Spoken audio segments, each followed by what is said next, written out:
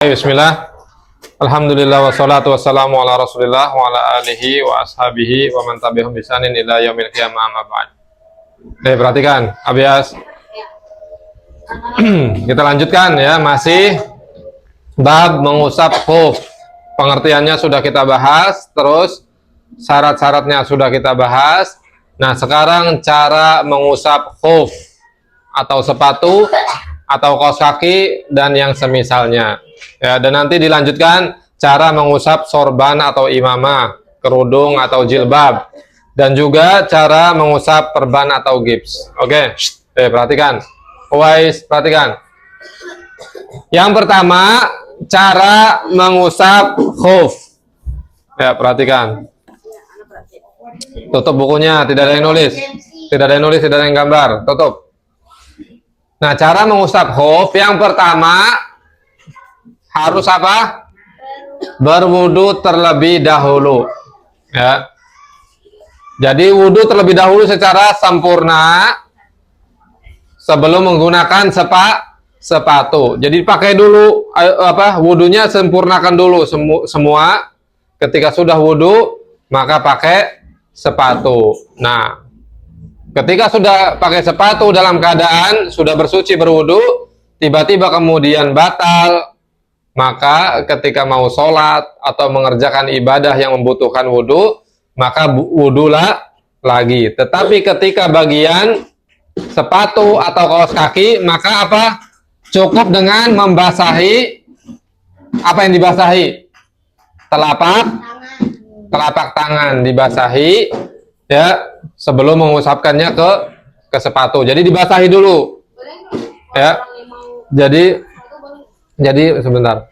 Jadi ambil dulu ya, air di tangan dibasahi, ya, tidak perlu ditampung airnya, tapi cukup dibasahi di telapak tangan. Kemudian setelah itu apa? Diusapkan di bagian mana?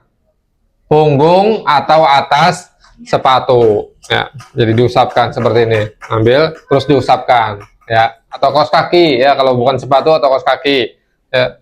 Karena kaos kaki juga boleh diusap, ya. Terus dimulai dari yang kanan dulu. Yang kanan diusap dengan tangan kanan, seret. Yang kiri diusap dengan tangan kiri, dibasahin dulu, seret. Nah, terus dimulai dari ujung jari. Nah, misalkan ini sepatu, perhatikan. Maka dimulai ngusapnya dari sini, seret, terus ke belakang punggung sini yang diusap. Ya. Jadi dari ujung ininya seret gitu diusap. Nah, terus mengusapnya sebagian besar punggung cukup berapa? Satu kali saja. Jadi punggungnya ini, mana punggung sepatu, maka ini yang diusap seluruhnya, ya. Jadi gitu, seret.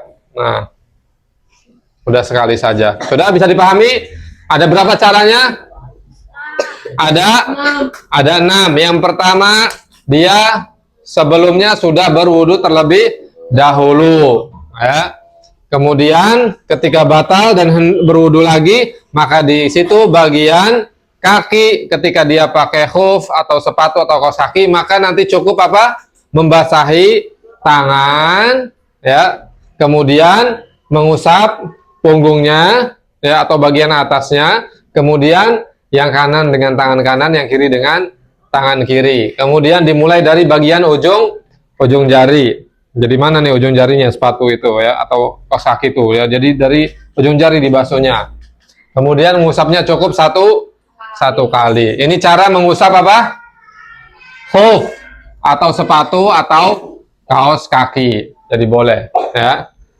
Nah, siapa yang di sini seneng banget pakai kaos kaki? Banat. Ya, karena kaki banat itu, kaki perempuan itu termasuk aurat, tidak boleh ditampakkan.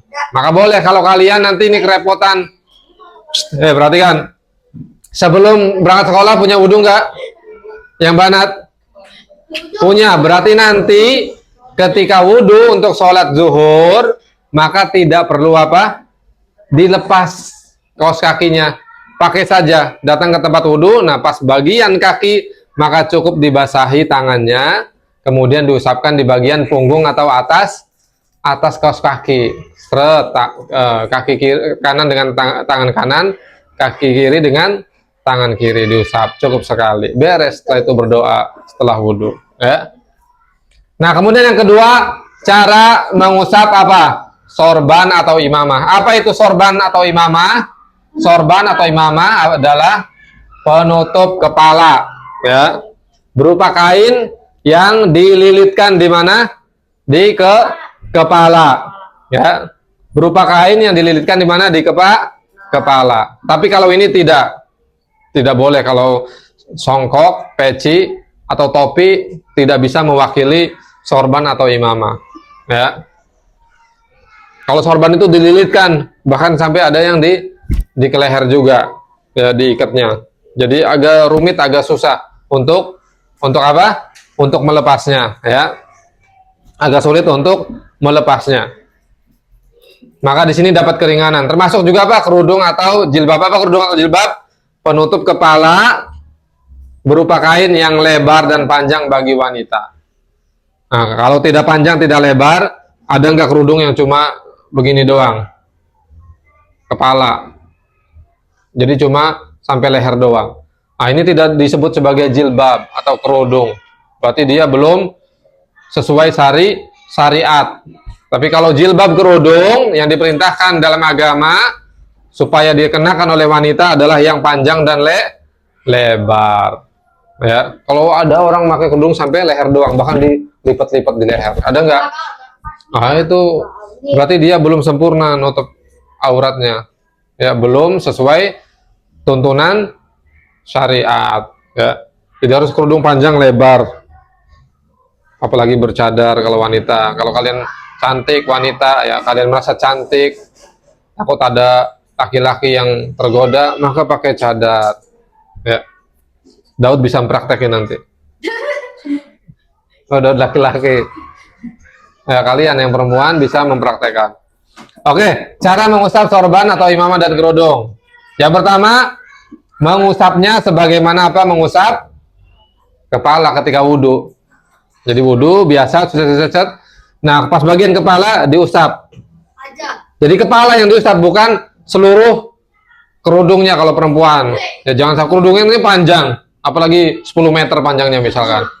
Jadi nggak usah diusap semua kerudungnya, tapi bagian kepala. Jadi diusap, ya, air sedikit saja dibasahin, diusap seperti biasa gitu. Udah sampai kepala, sampai belakang. Nah, telinganya juga, kalau ketutupannya telinga digini-giniin aja. Udah, sekali aja cukup, ya. Tuh. Terus, nah, cukup sekali. Terus yang ketiga apa? Jika ada bagian kepala yang terbuka, maka diusap. Ya. Misalkan imamah laki-laki, tapi imamahnya misalkan begini makanya, maka bagian yang nampak ini diusap seperti biasa kayak wudhu biasa. Selebihnya, ya, dari atas ini sampai belakang cukup diusap saja. Atau telinganya misalkan kelihatan, ya, perempuan misalkan pas pakai kerudung bolong bagian telinganya misalkan, maka yang diusap bagian atasnya, telinganya tetap dibasuh pakai air. Nah, tapi di sini ada catatan tuh, untuk jilbab, ya, untuk wanita itu dilakukan kalau dalam keadaan darurat atau sulit, karena misalkan di tempat keramaian banyak laki-laki yang melihat, laki-laki asing bukan mahram.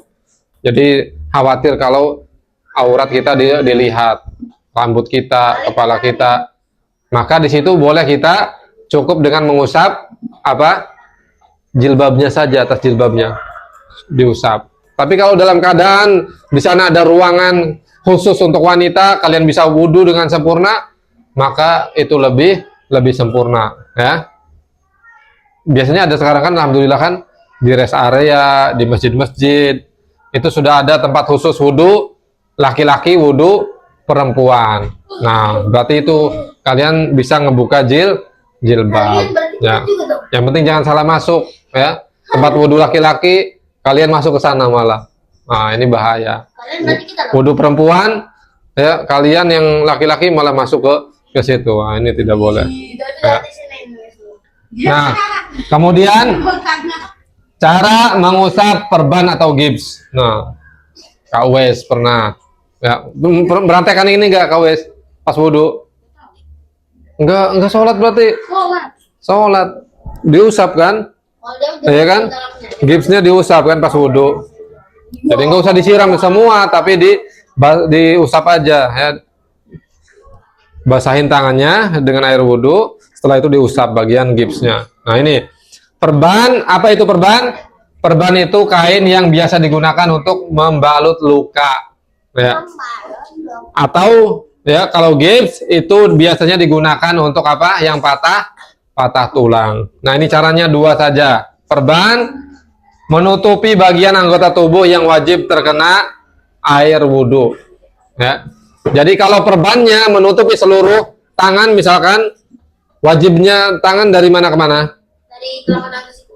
Dari ujung jari sampai siku. Nah ini wajib dibasuh ketika wudhu ya. Tapi kemudian misalkan karena terkena musibah dan lain sebagainya, ya, tangannya patah, kemudian digips, maka cukup diusap saja, basahi tangan kanannya ya dengan air wudhu, kemudian diusap saja cukup. Seret. Nah gitu, udah cukup. Kalau dua-duanya gimana Ustadz? Nah maka minta ya ke orang tua atau ke saudara, tolong basuhin, diwuduin. Kalau nggak punya tangan, nggak punya nyawa, itu mah dimandiin. Ya.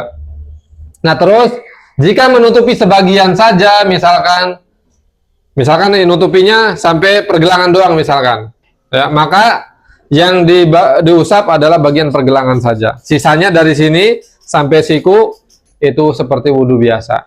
Ambil air diusap. Tapi tidak perlu dibasahin dari sini dibasahin saat gitu. Ya. Oke, paham? Sudah ingat semuanya? Ingat ya, usah dihapus ya.